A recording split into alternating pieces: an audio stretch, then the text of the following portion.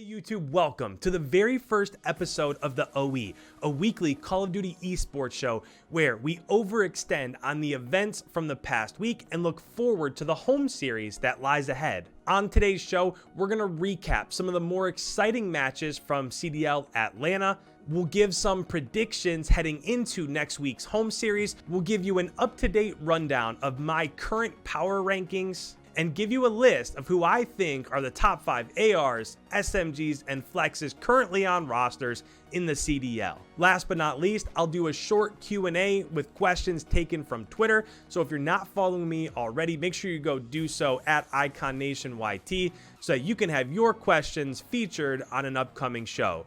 But without further ado, let's go ahead. Let's hop into our first topic. Welcome in, everyone. Before we go ahead and get into the 4 recaps that I picked out of the Atlanta home series, one thing I want to mention is that a lot of people, I've had comments, I've had tweets, I've had a ton of stuff. Why haven't you been posting every day? After posting like 500 days in a row, I've decided to just do 1 or 2 videos a week in this format so that we can go ahead, we can look at recaps from the previous weekend, we can make predictions moving forward, we can talk about power rankings and just throw everything into one video.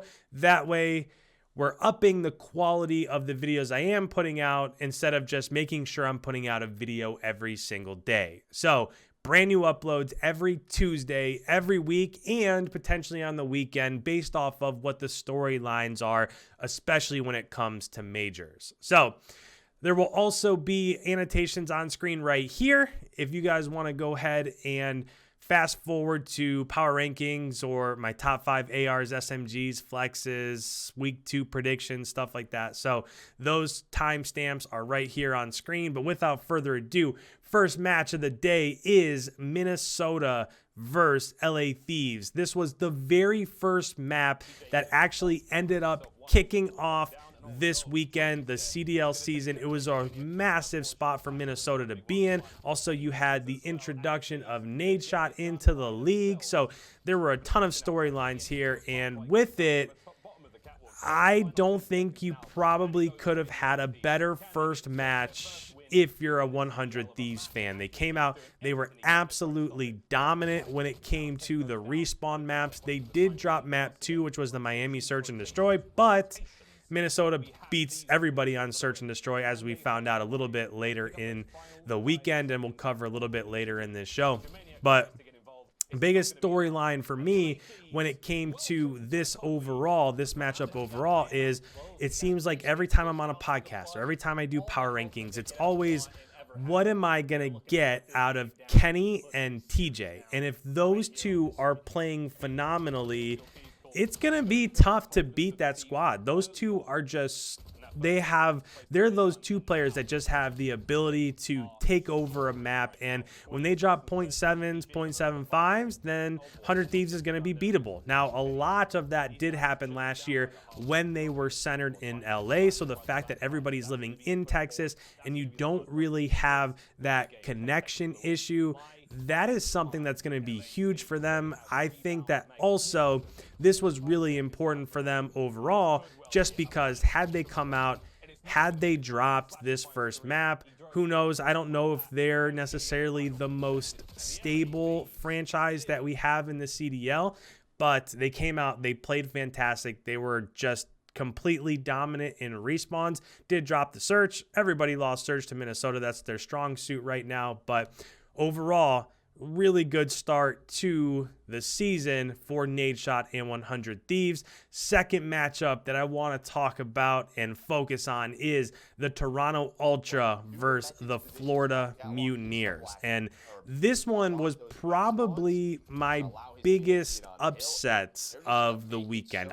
Not to say that Toronto is a bad squad or that they're average or whatever. I just, coming off of that kickoff weekend victory by Florida, I thought Skies, Awakening, and especially the one that is really surprising everybody, Neptune, I just felt like they would be playing with a ton of confidence. They would come out. There is nobody that could have stood in their way. But what we didn't envision, or what I didn't envision, is I didn't expect necessarily Cammy and Kleenex to play the way that they played. They were absolutely phenomenal. Kleenex dropped over 30 in multiple respawn maps, and he just looked phenomenal. And that's kind of what I expected going into kickoff weekend. But on kickoff weekend, Bance was the one that really slayed out and led the way for Toronto, and everybody else didn't really play great at all. Whereas in this matchup against Florida, Methods had one of the top 10 KDs overall for the entire weekend. So Methods played great. Cammy and Kleenex were lights out. So I just feel like when it comes to this matchup, it's not quite what I expected, but good for Toronto. I think that they're proving that even the top teams, and they showed this last year too. Let's not take anything away from them. Toronto did show last year that they have the ability to win a series, to win a tournament, as they won their home series by beating the Atlanta FAZE. But this is something that I'm not quite sure I was expecting. And really what it does is it just continues to jumble up the middle part of my power rankings, which we'll get to here in a moment. Let's move on to the third match recap that I have for you all, and that is, I think I might have said Toronto versus Florida was the biggest upset. I think that we could probably all agree that Minnesota versus Dallas was actually the biggest upset, which is why I'm showing it here. And I was actually on the pre-show and the co-stream on Minnesota's stream. So if you're not following me there, we have actually a podcast that releases tonight at 8:30 Eastern Standard Time. So definitely go check that out. You'll get a little bit more in-depth analysis. But I said on that pre-show that when it comes to Minnesota, their path to victory is going to be to win the search and destroy.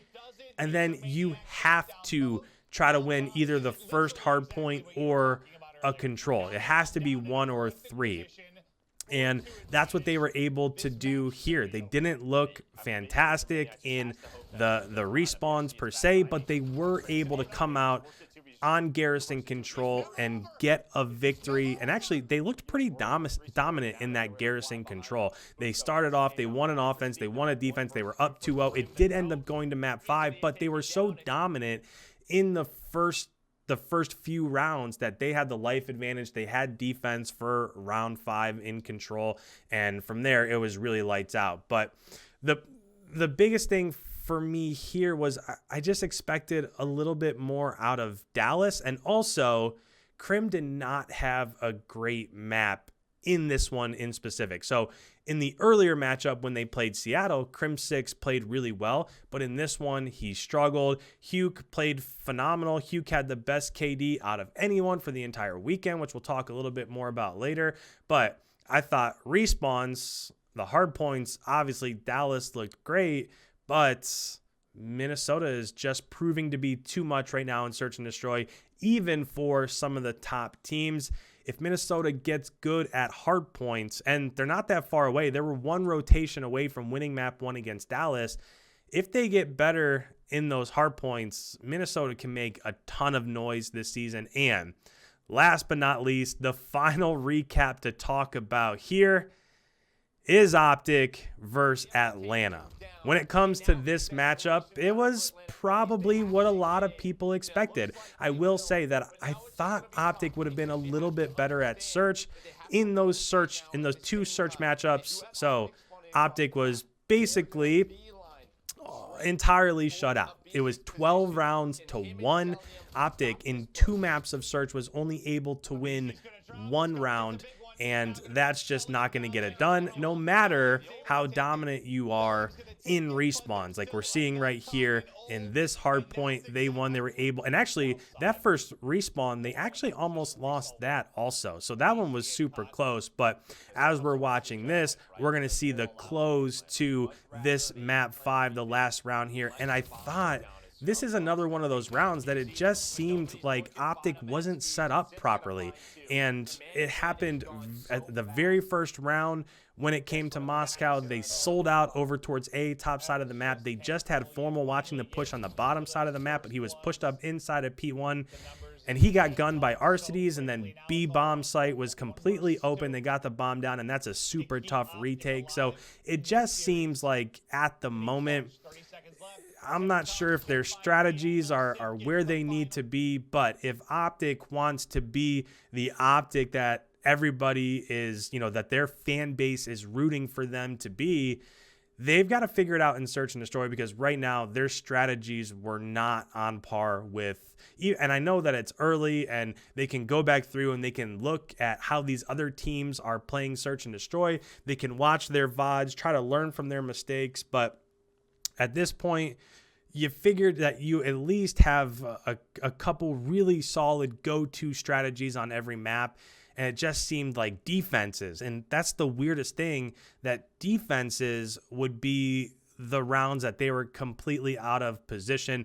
So bright spots for OPTIC was that Dashy played phenomenally. Dashy was great the entire weekend, and that's what they need for OPTIC to be a top team. He absolutely has to play lights out, and he did. Need a little bit more from Scump, a little bit more from Envoy, but I think as the year goes on, and we'll see what happens next week, but I do think that it'll come about. But that ends the recap portion of this show. And now we get to head into the juiciest section of this show, power rankings. So when it comes to power rankings, I'm actually just going to start at the bottom of the alphabet, and I'm going to put people where I think they belong. So we have a good section, a better section, a best, kind of like a top 4, a middle 4, and a bottom 4. So as we get into this, we're going to start here with Toronto. They're the first team on top, and we must say, when it comes to Toronto, this was a super impressive victory over Florida. No, it wasn't Dallas or Chicago or Atlanta, but I think most people heading into the start of the season probably would have predicted that Florida is somewhere near the top. So this was an impressive victory, especially after dropping that kickoff weekend matchup to Minnesota. So I think before this weekend, I was trailing somewhere towards 8, 9, somewhere in there for Toronto. But the way that this is going to work is we're just going to put people like in the section that I think they belong, and then we'll go through and we'll even them all out. So I'm going to take Toronto. I'm going to put them right in the middle of the pack. I think it's probably pretty close to where they belong. And then we'll move on from there. Next team that's coming up is the Seattle Surge.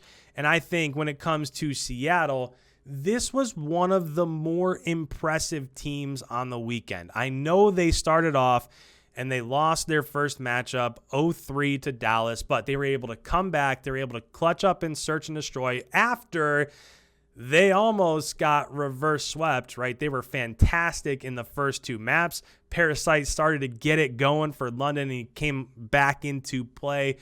And he actually, I think he almost had an ace, if I'm remembering correctly. So Parasite played really well for London. Take nothing away from him. But when it comes to Seattle overall, the fact that they were able to come back, and Gunless and Octane looked really good. We got a little bit more from Pristini and Looney as the match went on. But I think everybody would agree that the strong suit right now for Seattle is their flex and their main AR. So let's go ahead, and Gunless was by far the best. Let's go ahead. Let's put them right on, teetering on the edge here. I don't think that they deserve to be in the middle of the pack yet.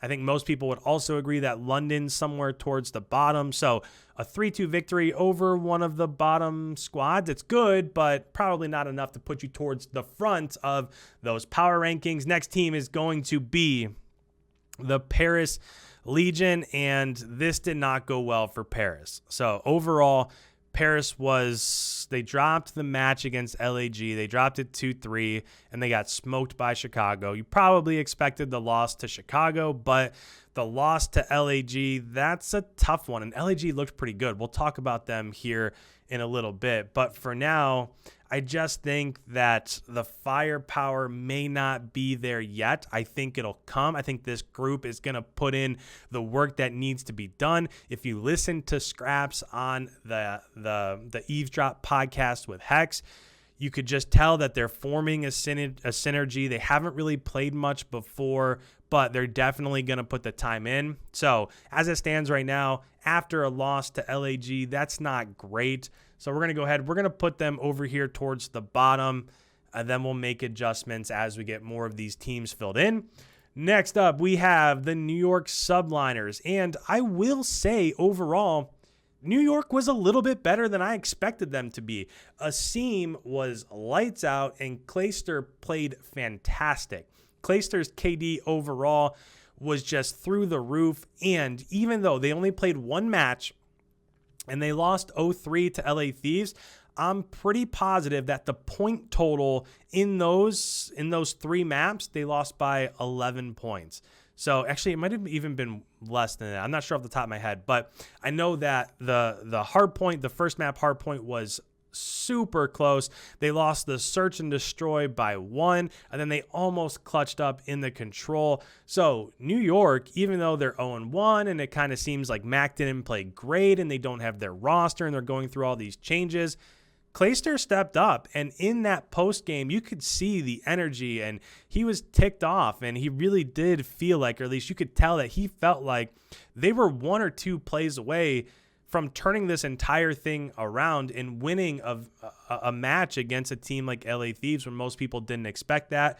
So even though they were 0-1, they did look really good. I'm going to go ahead. I'm going to put them just a little bit beneath Seattle because Seattle did do enough to win a match against London. So we'll put them there, which takes us to our next squad, which is the Los Angeles Guerrillas. So LAG overall, I don't even know where you really put them, right? They got smoked by Atlanta. Most people would expect them to get smoked by Atlanta. That's nothing new.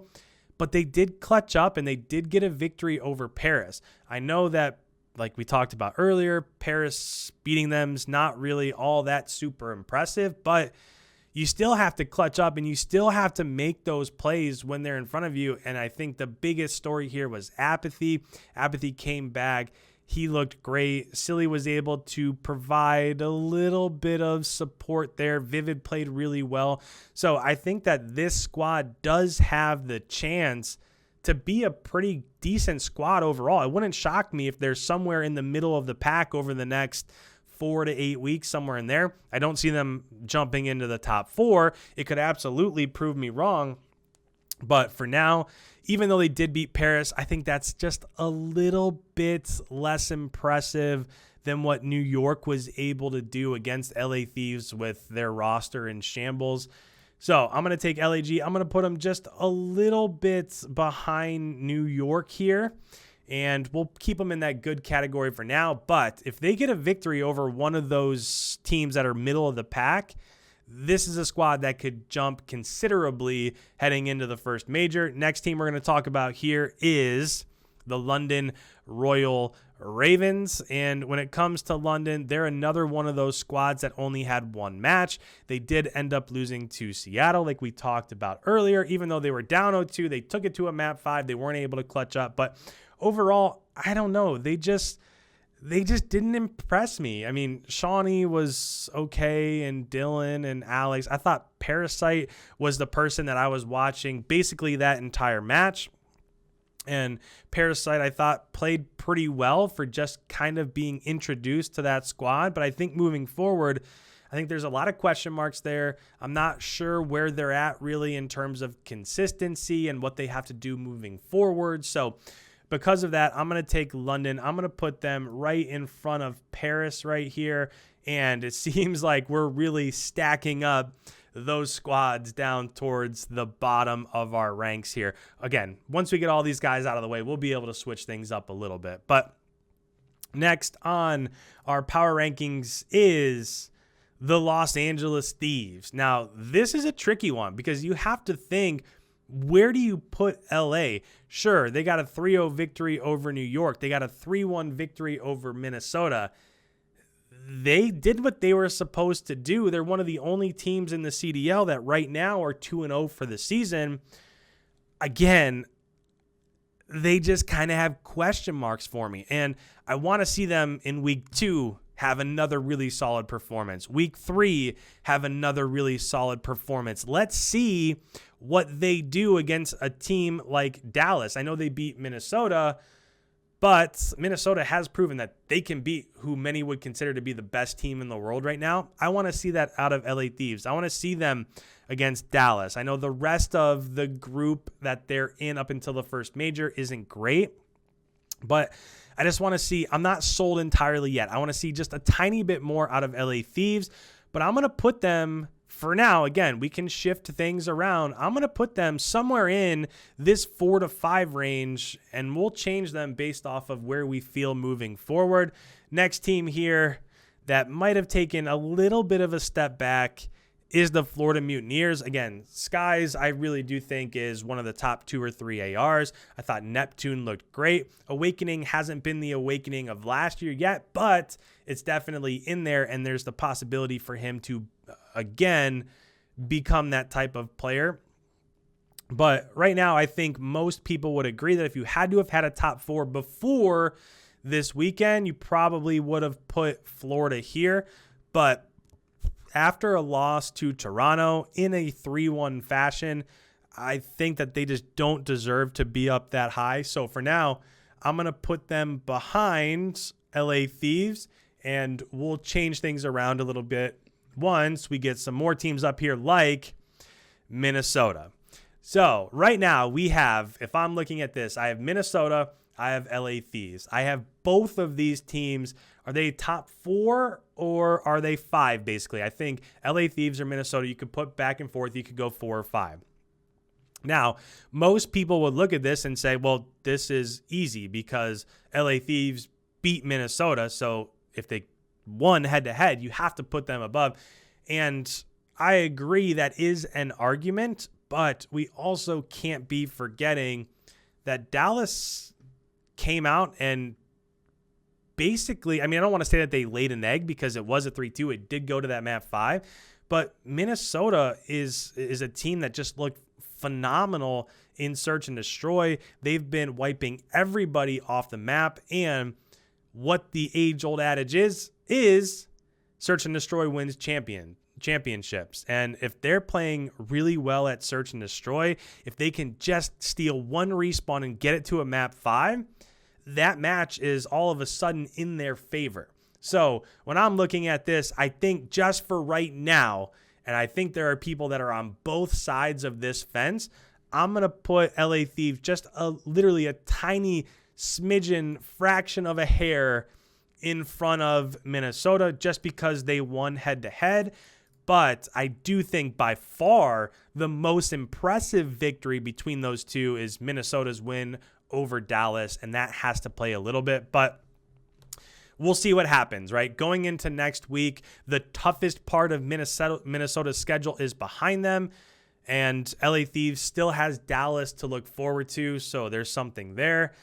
Which brings us to the final 3 teams. Now, when it comes to these 3 teams, we have Atlanta FaZe, we have OPTIC Chicago, we have Dallas Empire. So when you're looking at these 3 squads, where do you put them? So just to run through it, okay, we'll start with Atlanta. They did clutch up and Search and Destroy, win a 3-2 victory over Chicago. And earlier on in the week, they had a 3-0 victory over LAG. Basically what you would expect them to do. When it comes to OPTIC, had a 3-0 victory over Paris. Took care of business like they should have. And then they just got wiped in Search and Destroy against Atlanta. So because of that, I feel like you have to put Atlanta a little bit ahead of OPTIC. They won head-to-head, and they made them look just silly in Search and Destroys. Which brings us to Dallas. And this is where I struggle. Because even though Dallas did lose to Minnesota, didn't look great in Search and Destroy, couple players like Krim didn't really have a good second match as well as he played in the first match. But when you're looking at them, these are still the reigning champs. And I think anybody going up to bat against Dallas, that's one that you circle on your schedule and you really don't want to play them. But with that said, they do have a loss on their record. And I have said the entire offseason that I am not going to move Dallas out of that number 1 position until they get beat, until somebody proves that they are better than them. And even though it wasn't Atlanta that proved it, they did get beat. And Atlanta has a win against another top 3 team. So I think Atlanta has to be number 1 in power rankings right now. I think Dallas has to be 2. I think OPTIC is 3. And then LA Thieves would round out the top 4. If you wanted to throw Minnesota instead of LA Thieves, or I don't really think you can make a case right now for Florida, you might be able to when it comes to Florida and Toronto. Toronto, again, impressive victory over Florida. Maybe you could switch these two. And then when it comes down to the bottom 4, we're going to have Paris, we're going to have London, we're going to have LAG. Despite the fact that LAG did get a win over Paris, I just don't think they were as impressive as New York was, which put Seattle in that middle 4, and here are our power rankings. So again, this is another one in the comments down below. Let me know what you guys are thinking right now. Do you agree? Do you disagree? Would you make some changes? Let me know. But with that, let's go ahead, and the next segment is, let's say, who I think are currently the top 5 ARs in the game based off of performances so far, top 5 SMGs, top 5 flex players. All right, so now that we are here, pretty much the same setup that we had before. We'll have flex players on the left, we'll have ARs in the middle, we'll have SMGs on the right, and we'll release them one by one. So first of all, let's go ahead, let's start with our flex players, and I think the flex that at least had, maybe he was a little bit up, he was a little bit down, but overall, I thought Gunless played fantastic this weekend. He came out in those first 2 maps. He was just lights out, and it's exactly what Seattle needed. I thought that victory over London, again, if they lose that, who knows if there's some morale issues, chemistry issues. I thought that was a big win for them, and Gunless was by far their best player. So first flex I'm going to put up here, and I'm not saying he's the best flex, he's just one that's in this range, is Gunless. Next, I'm going to put who was top 10 in overall KD for the weekend and was instrumental to their big victory. I have Cammy here from Toronto. So again, Cammy was fantastic in their opening matchup against Minnesota. I said if they want to be good, Cammy and Kleenex have to be lights out, and they weren't in that first kickoff matchup against Minnesota, but they were when it came to this matchup against Florida. Cammy had a 1.19 overall KD, which put him as 4th amongst all players for the weekend. So 4th out of 48. I think that's pretty good. So we're going to go ahead. We're going to put Cammy. Another player that's here is just one of these players that makes plays all over the map. You never quite know where he's going to be. You need him to snipe. He can do it. I mean, he's one of those players that is super electric. And I'm going to go ahead and I'm going to put Illy as the next flex here that I think is in the top 5. Even though in terms of stats, it's not like he really stood out. He didn't drop a 1.5 or whatever. He wasn't the best player KD-wise by any means, but Illy is one of those players that's just, he's always going to do his role, and he's always going to do it well. If you're thinking about some of the players on Dallas, like Krim didn't have a good matchup. He just didn't. He got outslayed by accuracy. But that doesn't really happen all that often with Illy. So even though he wasn't a standout, I just think when it comes to flexes overall, I think he's going to be a standout player this year. I think he's probably going to be in the running for overall MVP. So I'm going to go ahead. I'm going to put Illy as the 3rd one that we're mentioning here. Next is going to be Celium from the Atlanta FAZE, and Celium is just, he's instrumental to everything that Atlanta does. You need him to run an SMG, which doesn't happen much in this game. He can absolutely do it. He showed last year that he was phenomenal. Need him to run an AR, which is mainly his role in this game. He's so smart, right? That's one of the things with a few of these players here from Atlanta, is that their game IQ is so high, and that is absolutely true for Celium. His overall IQ is just through the roof, and his shot is nasty, right? It's not, you don't ever see him slide cancel around a corner, lock on a target, and then miss shots, and his shots all over the place. He is super consistent. He is extremely smart. His actual gun skill is top tier. So Cellium is going to be the fourth. And then last but not least is going to be Dashy. And I think right now, Dashy is probably the best flex in the game. I think if you watch OPTIC Scrim and you see what Dashy did on this weekend in those two matchups, he had the second overall highest KD at 1.24. He was outgunning everybody and their brothers. I mean, he looked phenomenal, and he really is right now. I expected it to be Envoy, but right now he is the puzzle piece that is leading OPTIC Chicago early in the season. I think Formal, I think Scump, I think maybe even Envoy. Envoy was a little bit better, but nobody really stood out from OPTIC's roster, especially in that matchup against Atlanta, except for Dashy. And if he can just continue to work as hard as he's been working, I think that the sky is the ceiling. I mean, he can be MVP also. So there I have my top 5 flexes. Let me know in the comments if you agree or disagree. Moving on to ARs and then SMGs. So main ARs, let's go ahead. Let's get started with one that you might not expect because they did lose, but Clayster was an absolute beast. Clayster this weekend, again, overall when it comes to KD, he was 5th out of 48 players in overall KD. And I know it's not everything, but in the respawns, he had like a 1.33, and he was just, you could tell in those listen-ins that he was leading his squad. He was telling them where to go. He was being that in-game leader that made him so good last year on Dallas. And Clayster, I mean, he hasn't skipped a beat. You can always count on him to put up numbers, and he has done that so far this year, which leads us to the next main AR, which I think is probably the best main AR right now. If you didn't guess, it is Arcades. Arcades was fantastic, 1.17, 6th overall KD for the weekend. But biggest thing, again, for Arcades, you listen in to Atlanta team comms, and he is always making calls, and it's always the right call. And like in those search and destroy rounds where they're pushing, again, map 5, first round of search and destroy, they're on offense. They're pushing the bottom B bomb site on Moscow.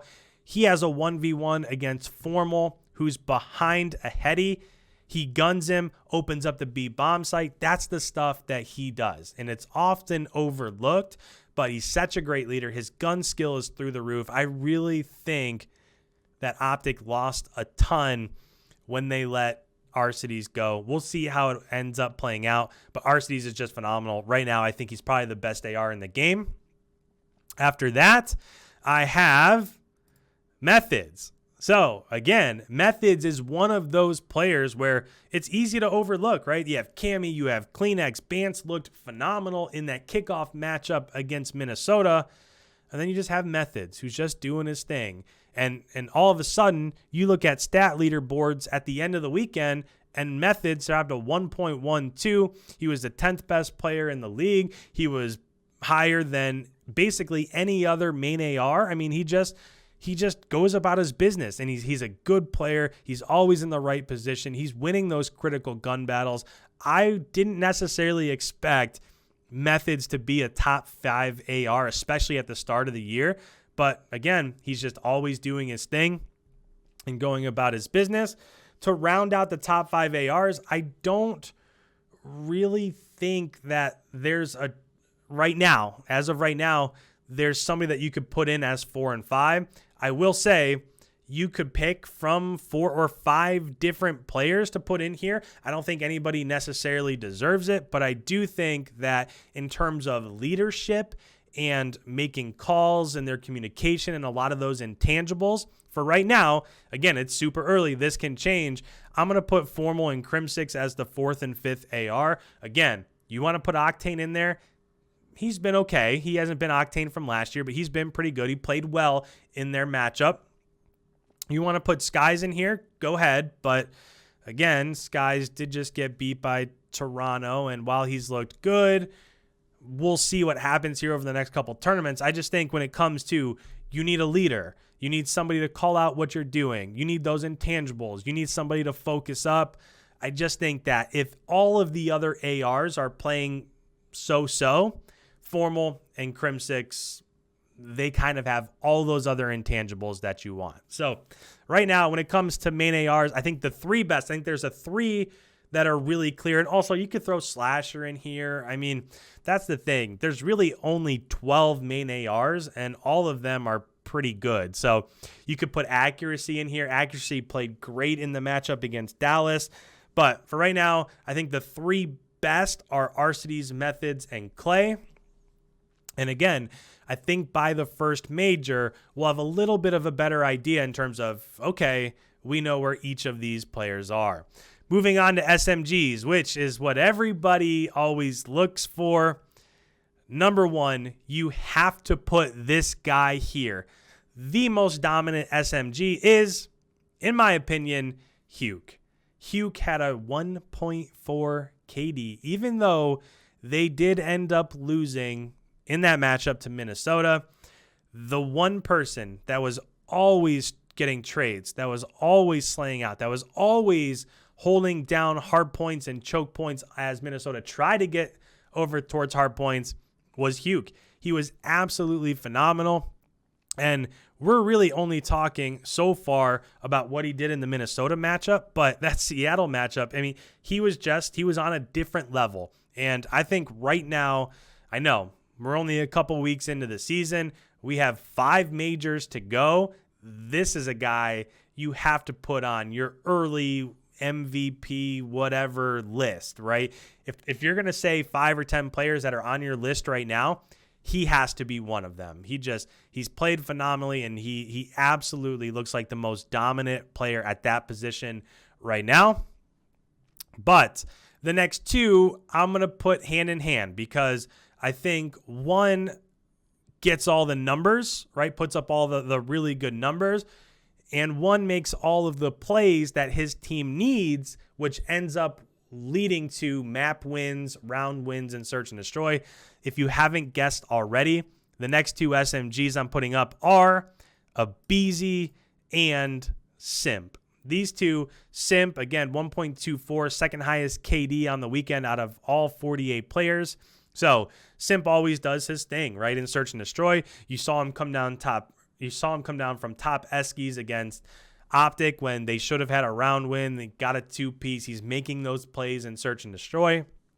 When it comes to respawns, he's putting up 30, 35. I mean, the dude just does everything. If you're going to start a franchise, sure, I'll start it with Simp. I'll start it with Arcides. I'll start it with Hugh. I'll start it with Abizi. Like any of those players, you would love to start a franchise with. And it just so happens that 2 of them are on the same team when we're talking about Abizi. And you want to talk about search and destroy dominance for Atlanta. The reason why in those 2 search maps they won 12 rounds to 1 is because this guy was always out getting first bloods. I mean, he was just phenomenal.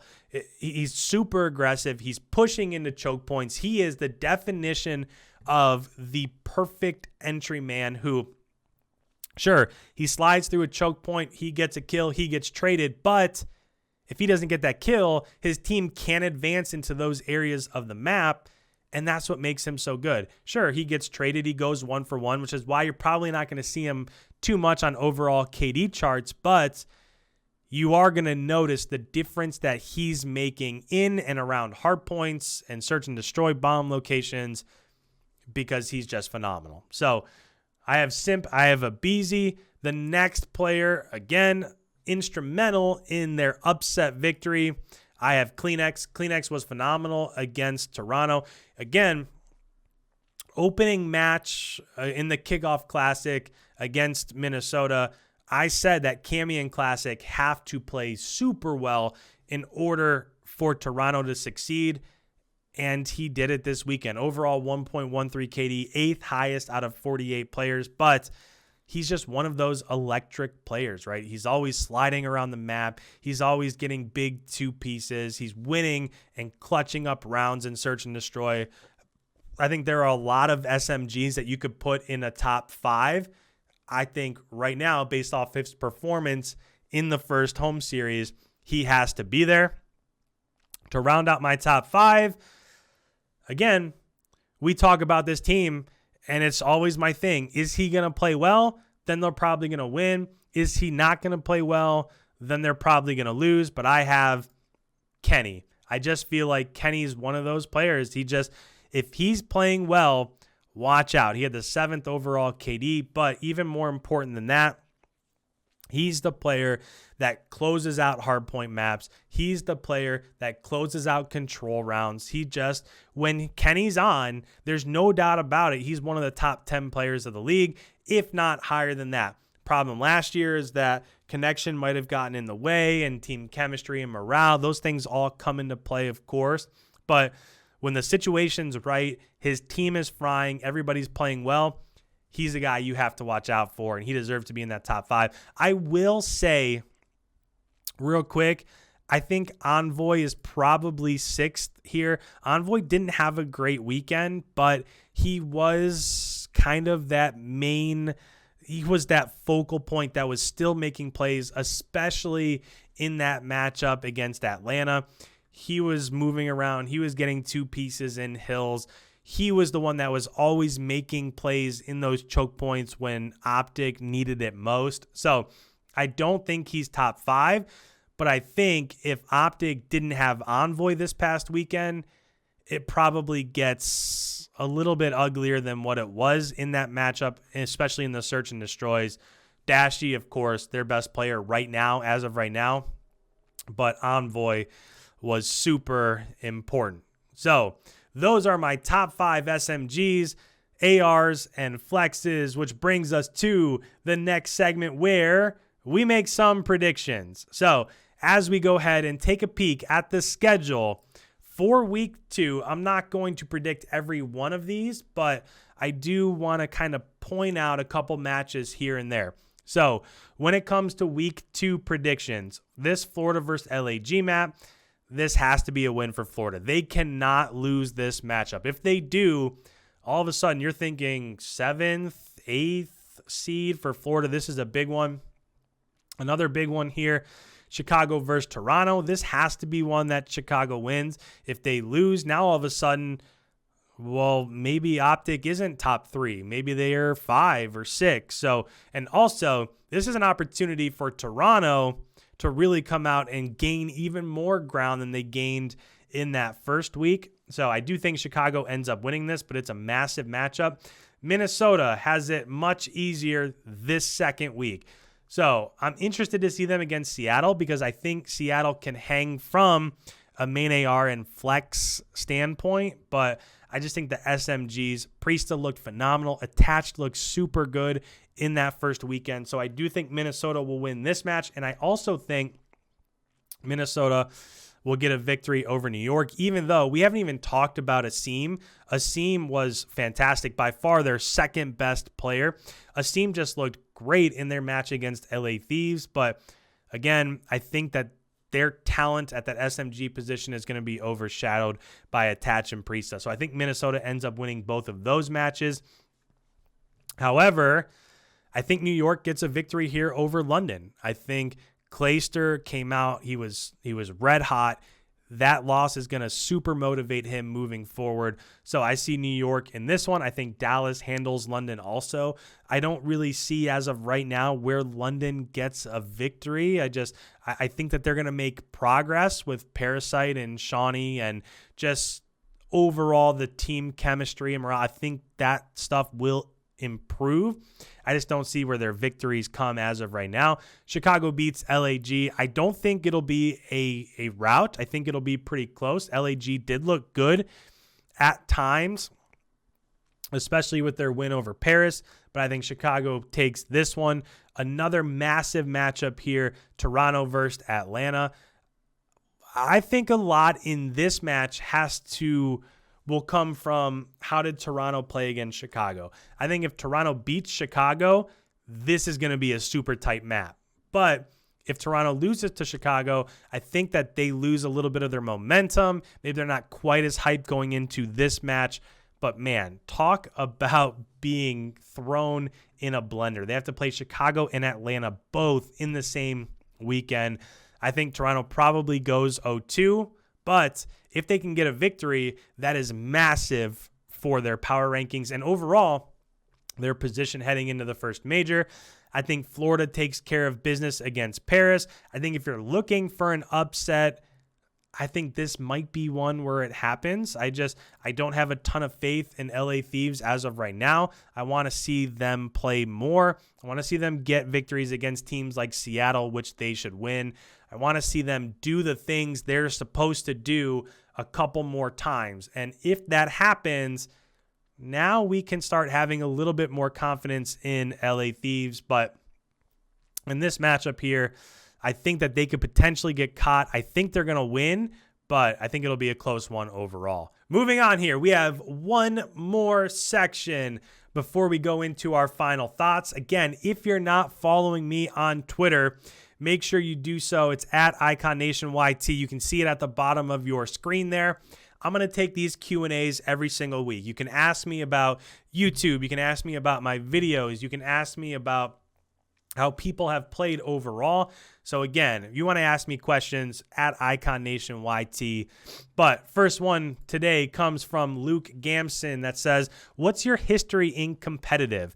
I remember on one of your first ever scrim analysis videos, you mentioned some analysis you had done outside of YouTube. So in terms of analysis, I haven't worked for AM teams. I've had offers. I could have worked for different AM teams and helped coach and been paid to do so and whatever.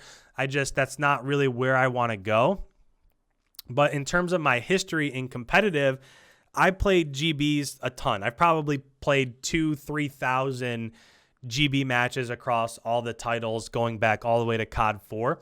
So I did put in a ton of time in AW. I competed in 2014 at like the MLG Columbus LAN. Actually, we ended up getting a victory, and then we lost to Miracle's team. So we lost to Miracles, Killa. I forget who else was on that squad, but that's actually the last loss that I had in actual MLG competitive play.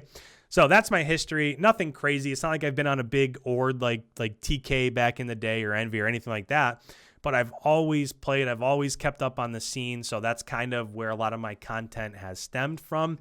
Next question comes from Jake Summit, which says, in general, what is something players do that usually goes unnoticed in matches but has a big impact? So this is a great question because there's a lot of stuff. Like when we went back to that top 5 AR SMG Flex, when we went back to that portion of our video, a lot of players that are on those lists do things in matches that you don't really account for. And so I guess to start answering this question, what I do is I'm always watching the mini map and I'm waiting to see like who's getting kills in choke points. That might not be on screen, right? It's really easy on a broadcast to just watch the screen and, okay, here's a kill in the hard point and, all right, here's a kill like by the bomb and whatever. But I'm always looking to see like who's on rotation and who's getting kills in choke points and who's getting flanked in S&D. And that's why I know he just had to retire due to his hand issues, but that's why I loved watching Zuma, because Zuma was always that player. He's not going to show up on, top 5 KDs, although he might have sometimes, but Zuma would always be making those plays in choke points. And I think back to Hackney Yard, him making plays against OPTIC to end up winning maps for New York over OPTIC. Not OPTIC, but Chicago at the time. You know what I mean?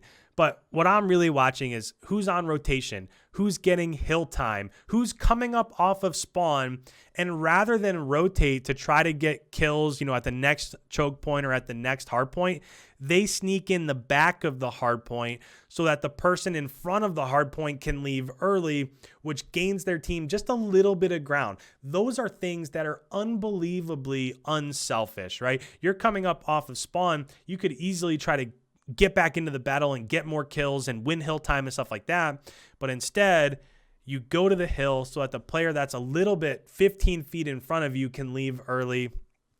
That's the stuff that I'm watching. So maybe some different insights there, but I think that they're important ones that might be overlooked as you're watching normal broadcast. Next one's from R1BA, which says, what are your goals today and in the future? So this is huge. For today, I like watching Call of Duty. I love my day job. For those that don't know, I'm a middle school teacher, so I have a ton of fun in what I do for day to day. I love the fact that I've been working with Minnesota. We have a podcast on Tuesday nights. I work with them on the co-streams when the actual match is going on. So I love the fact that I have some involvement in YouTube and the CDL and some orgs and stuff like that. But wherever the future goes, wherever. If I end up teaching forever, then great. I mean, I love my job. I love what I do. If I get a job in esports or Call of Duty or whatever, that's great too. So that's kind of my goals today and in the future. Just continue doing what I'm doing. Enjoy watching Call of Duty and enjoy, my day job. And we'll see what happens in the future. Next question here from YZ says, what are 3 things you try to look at when breaking down scrims or matches in terms of takeaways? So a couple things. First of all, I'll just do, you said 3. So I'll do 1 for search, 1 for control, 1 for hardpoint. For hardpoint, one thing that I'm always looking for is who's the team that's winning rotations. And I know that it's easy to say, like, a lot of times, again, when you're on broadcast, you're really just watching what's happening inside a hill or kills as they approach the hill, stuff like that. But I'm always watching to see who's rotating early. And it might come down to, let's just say OPTIC versus FAZE. FAZE did this a lot. Let's say Formal or Dashy is on rotation and FAZE is rotating and Formal or Dashy are there first. Who's going to win that one big gun battle that's not necessarily going on right on the main screen for broadcast, but you can just watch those 2 arrows and see what happens. And that's one of the big things that I take away. When you watch Atlanta, Merc and Maven touched on this, Atlanta is really break heavy when it comes to hard points. So they're not necessarily the first to rotate, but they break really well because of their overall gun talent. You can't do it as much in this game as you could last year, but that's something in hardpoint. When it comes to control, who's winning those initial team gun battles to earn map control? In the matchup between Minnesota and Dallas, every round was basically the same. You meet in the middle of the map. Once you get to the middle of the map, one of those teams is going to end up winning. The team that wins is going to gain map control. The team that loses is now back in their spawn, and they have to win a couple team gunfights to get back into a control round. So what I'm looking for when I watch control is right when a round starts, how do the first series of gun battles go? Because you could go back, you could watch that control between Minnesota and Dallas. The team that got the wins right in the middle of the map, that was the team that for the most part, 90% of the time is going to end up winning that control round. So that's what I'm looking for in control. And for search, this is a little bit different, but for search, so much of search comes down to which player can clutch up when the pressure is on their shoulders. And that's why Minnesota has looked so good so far, because in their first matchup, you saw accuracy on Miami S&D making huge plays over towards the beach side of the map. He was the only one there, but he clutched up and he could win rounds. Whereas in the matchups with Dallas, you saw Tatch get multiple 2 pieces. You saw Major Maniac get multiple 2 pieces to win rounds. So, and Priesta makes insane plays all over the map. That's just who he is. So when I'm thinking of search and destroy, it's just I'm always looking for who are going to be those clutch players. Scump makes clutch plays. Formal makes clutch plays. So you start to learn like, okay, Tom Brady's in this scenario. Tom Brady's in a Super Bowl. He is unbelievably clutch. He's probably going to win another ring, like what happened this year with Tampa Bay. The same thing happens with search and destroy.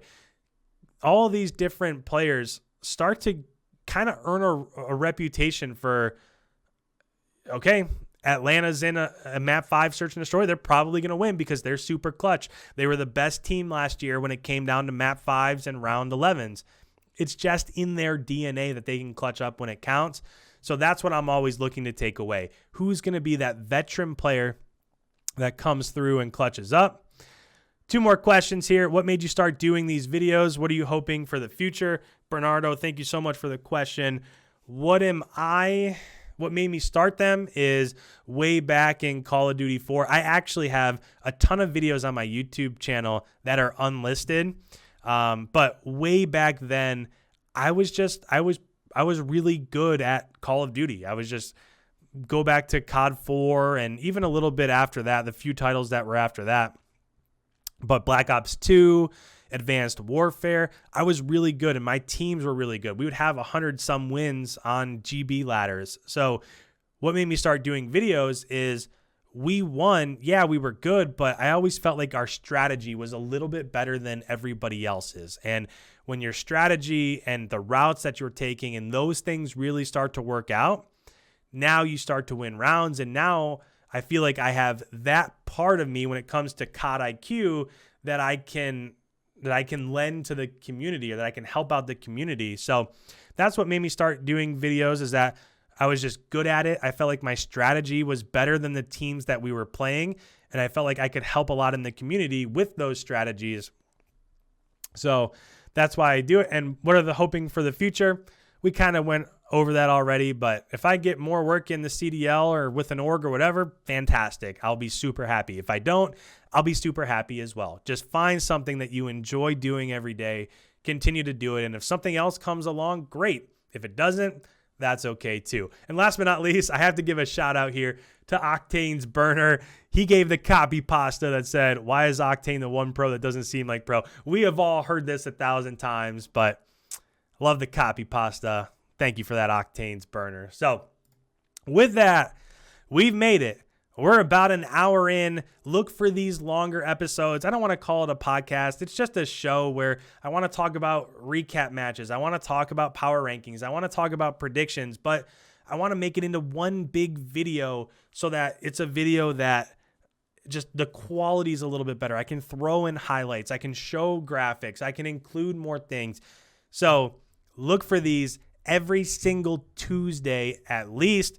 Every Tuesday for sure, I'm going to put out a video like this. When it comes to the majors, I'll probably throw out a couple more videos, but look for releases like this every Tuesday. And as always, any comments you have on the recaps, the power rankings, top fives, week predictions, put them down below. But final thoughts, thank you guys so much for hanging out. I know this is a little bit of a change to my channel, but I just wanted to lessen the quantity and really do what I could to improve the quality. So hopefully you enjoyed it. Thank you guys so much for checking out another episode. I super appreciate it. If you're new around here, make sure you hit that subscribe button. Leave a like if you don't mind, as it really helps out the channel. It gets these videos out there and people watching them. And with that, enjoy the upcoming week of the Call of Duty League. We'll see you with recaps next Tuesday.